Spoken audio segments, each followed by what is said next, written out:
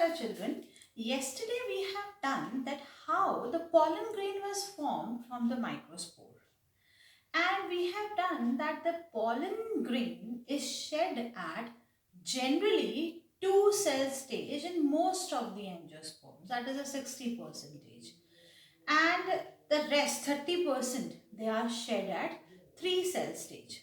Now when the pollen grain sheds, it reaches to the stigma, and it's when it is compatible with that stigma, because compatibility means that having the same genetic behavior of that species and many other things, chemical substances and so on. We will discuss that later.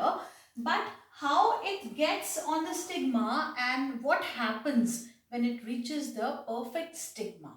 So this topic is development of a pollen grain after pollination. And so in this we will discuss the structure of a mature male gametophyte.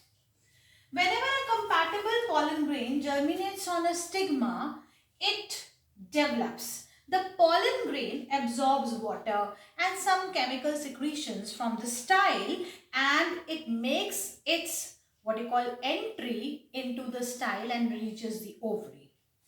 The evagination of intine, we have discussed the structure of the pollen grain yesterday. The outer layer was called to be exine and inner were called as a intine. The evagination, E means outside, the evagination of an intine develops into a pollen tube. The pollen tube is one which secretes some pectinases enzymes, cellulases enzymes, and therefore degrading the style tissues and reaches up till the ovary. We have also discussed that pollen grain, when that is 2 cell stage, we have a tube nucleus and a vegetative nucleus. That is it is the same thing, the tube nucleus and a generative nucleus. The tube nucleus guides the pollen tube till the ovule. Yeah. And the generative cells at the same time divides into 2 male gametes. In angiosperm, the male gametes are not motile. Now here one thing is there, if the precautious germination is taking place, that means I am talking about the rest of the 30% of angiosperms. If already the generative cell is divided into 2 male gametes, then it will not divide here. But as we have discussed that most of the angiosperms, the pollen grain is shed at 2 cell stage. So in that case, this is the time when the generative cell, that is the generative nucleus, divides into 2 male gametes. Generative nucleus is spindle shaped, and therefore the male gametes are also somewhat lenticellular. Is that very clear to you? So when this happens, all the things that happens, it is happening on the stigma. This is getting in the tube, the pollen tube is entering into the style. It has to reach the ovary. At this stage, the pollen grain, that is a germinating pollen grain, that means from where the pollen tube is arising, at this point the structure is called to be a mature male gametophyte. Very importantly, it is asked that what is the structure of a mature male gametophyte? That means the 3-cell stage. This is a 3-cell stage plus the pollen tube is coming out. There is an evagination of intine takes place. So let us see the structure here. We have the exine, the outer part. We have the intine. This intine is evaginating outside and making a pollen tube. This pollen tube, I told you that tube nucleus, guys. So therefore, at the tip of the pollen tube, there is a tube nucleus, and behind this, the generative cell is divided into 2 male gametes. Therefore, 1, 2, 3, it is called as a 3-cell stage or a 3-nucleated stage. Here, one more thing is there, that is a callose plug. This is a callose plug which is just behind the male gametes, As soon the more pollen tube germinates inside, more of the callose plug is formed at the behind of the two male gametophytes to just stop the backflow of the male gametes. This is called as a callose plug. Now, we have a dense cytoplasm, active cytoplasm here, so that it reaches the ovary and it gets the proper nourishment from here. So this is the structure of a mature male gametophyte. Two more terms I have to discuss here. One is called as monosiphonous, another is called as polysiphonous. The mono means one. Siphony words come from a tube. Siphony means a tube. This is called as a tube.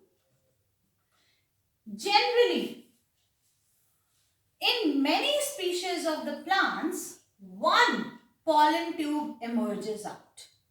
But there are few families in which there are many pollen tubes arising from a single pollen grain.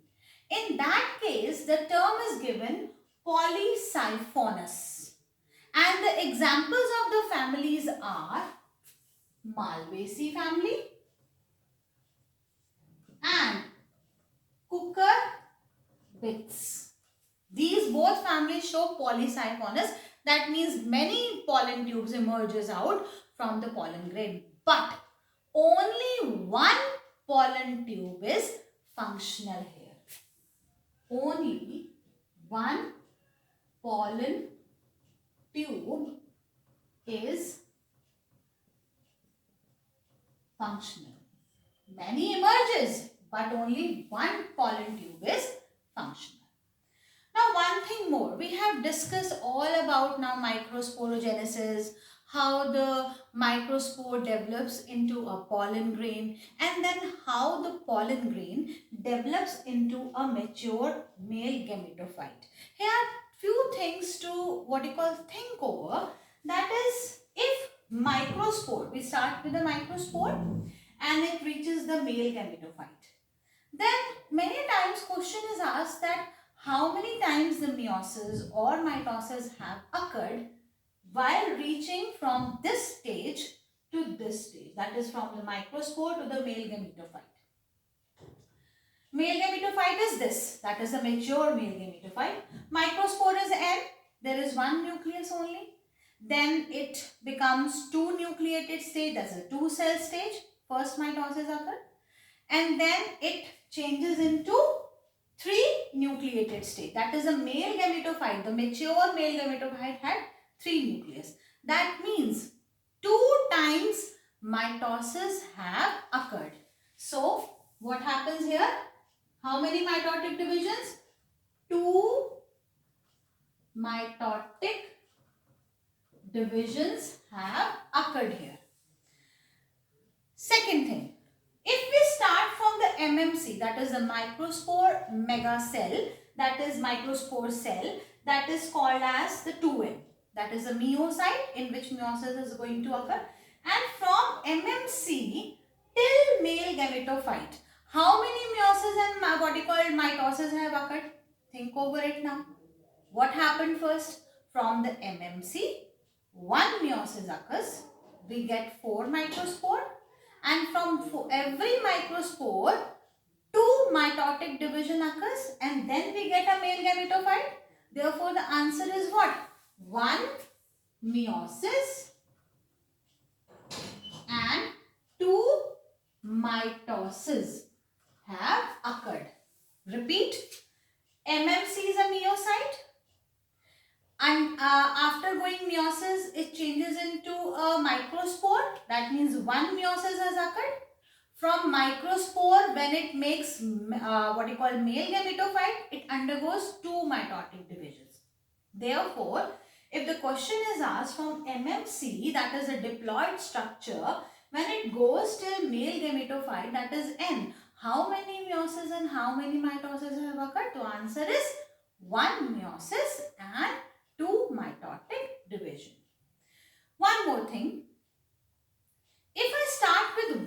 MMC, that is the microspore meiocyte cell, that is a MMC. If it changes into 4 microspores, that means one meiosis is occurred and we get the 4 microspores. The question is, how many male gametes are formed? How many male gametes are formed? We all know that from one microspore, 2 male gametes are formed. 2 male gametes are formed from the one microspore. Therefore, from 4 microspores, there will be 8 male gametes. So this is the question which is asked many a times. You have to think it, you have to understand, you have to apply your knowledge till what we have done till now. Is that very clear? So 1 microspore, 2 male gametes, 4 microspore, 8 male gametes. So if it is asked 2 MMC, then how many microspores?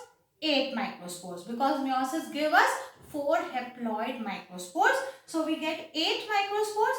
If 8 microspores are there, then how many male gametes are formed? From every microspore we get 2. Therefore, from 8 microspores we get 16 male gametes. Is that very clear? In the next section, we will discuss more about a pollen grain.